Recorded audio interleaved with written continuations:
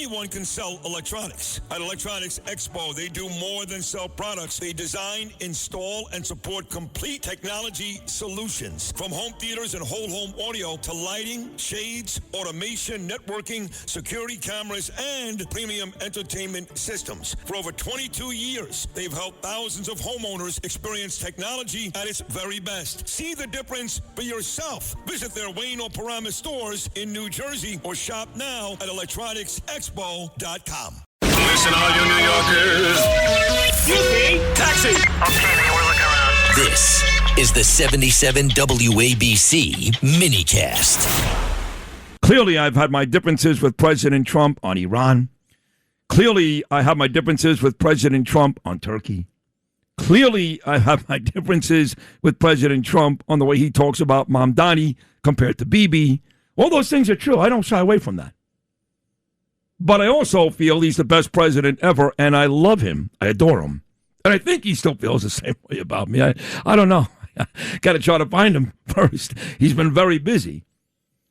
But my next guest in studio, somebody's been on this station quite a bit the last couple of weeks. Also, great relationship with President Trump. Best friends. Really best friends. Much closer than I've ever been with President Trump. And then it got ugly. But then, as a lot of good friends do, they find a way to make it good again. A lot of you folks are like, oh, why are you putting this guy on? He's a traitor. He's a backstabber. Calm down. Calm down. Okay? First of all, don't ever tell me who to put on my show ever, okay? If it was up to you, you'd be hosting this show, not getting number one ratings like I get. I know what I'm doing. And I've had conversations with this guy, and I believe him. His name is Michael Cohen. He used to be Trump's attorney. Got very, very ugly. He went to prison. Not jail, prison. He's gotten out. And he has repaired the relationship with President Trump. I think part of the issue, Mike, is that, and we've had very good conversations, you and I think part of the issue is, for some reason, the audience either chooses or is having a hard time believing that you and Trump are okay now. But you can guarantee that right now, can't you? I absolutely can. In fact, so has the president on his Truth Social posts. But more importantly, I understand. I truly understand why there is a divided opinion of me, especially on conservative talk radio. I totally get it. The reason? Because it's the same as what's going on in America, the divisiveness. There is a camp. It's Camp Trump. Anyone who does or says anything, yourself included, you don't agree with Donald Trump on Iran? I actually do agree with Trump on Iran. We're permitted to have differences of opinion. That's what makes America America. It's what makes us great. But if, in fact, you say something that doesn't ascribe to their ideology, automatically said you're a traitor, you're a backstabber, you're a loser, right? I mean, on my show, when you know, that comes out on Sunday, we're doing Michael's mailbag.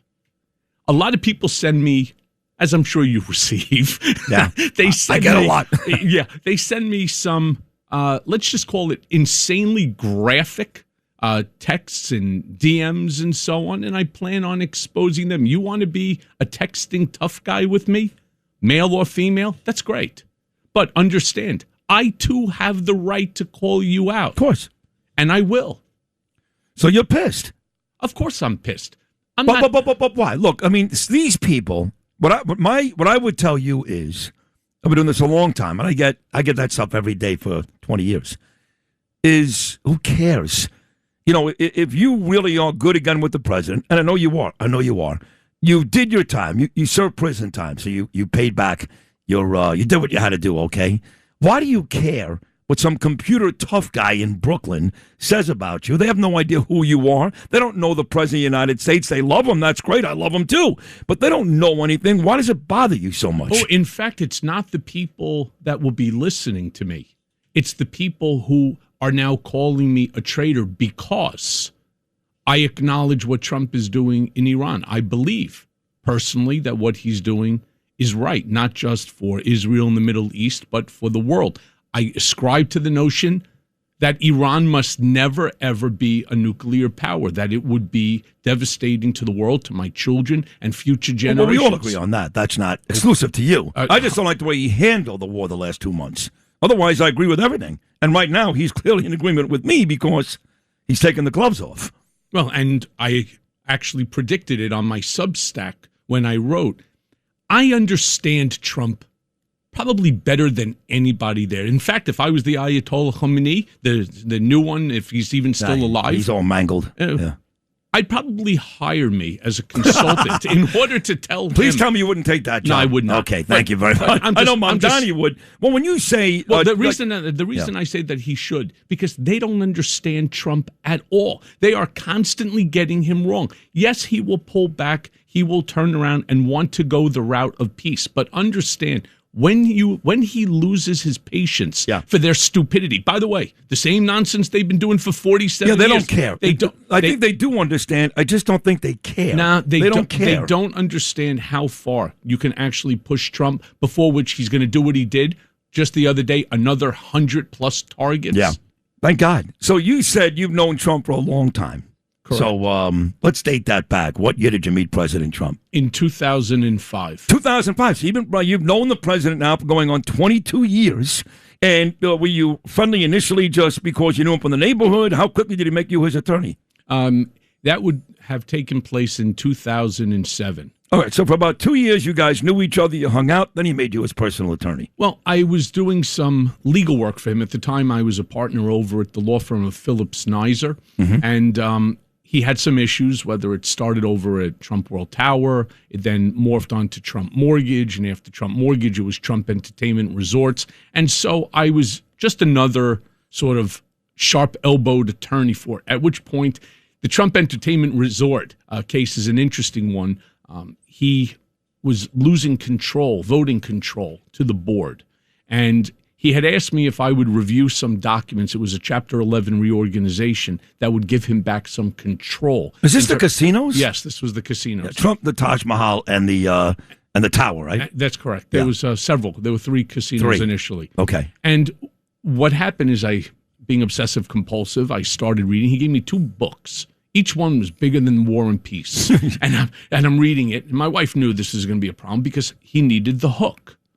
So I'm going through the book, and I have my highlighter, and I'm reading it. And each one, I'm telling you, it's like War and Peace. It must have been 9, 10, 1,000 pages between the 2. And I couldn't find it. And it drove me crazy. And I didn't go to sleep. So I start again.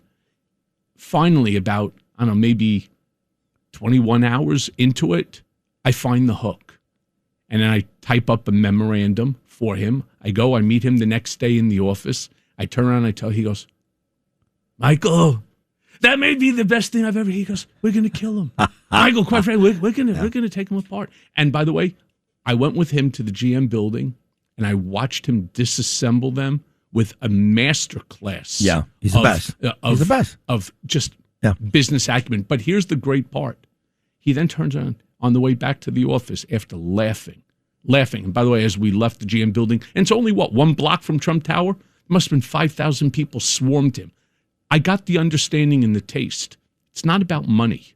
It's about fame. It was about the power. And winning. The power was really in his notoriety. Yeah. And he knew how to use it. So we're sitting in the office, and he says, well, how much do I owe you? So I said to him, I put in probably, he goes, give me a discount. So I said, probably about $100,000. So he goes, why don't you come work for me? So that's where it all happened. That's where it all happened. So you worked with him for a long time. By the way, he never paid me the $100,000. No, I'm sure. No, he said, you want to get fired on day number 1? That's funny. So you're with him for a long time, and you're right there from the very beginning when he first announced he's going to run for president. Whoa, hold on a second. I started the campaign. I wasn't there from the beginning. Well, give me, because we have about 5 minutes. Give me the details how you started. I was the beginning. You were the beginning. In 2011. Wasn't Steve Bannon?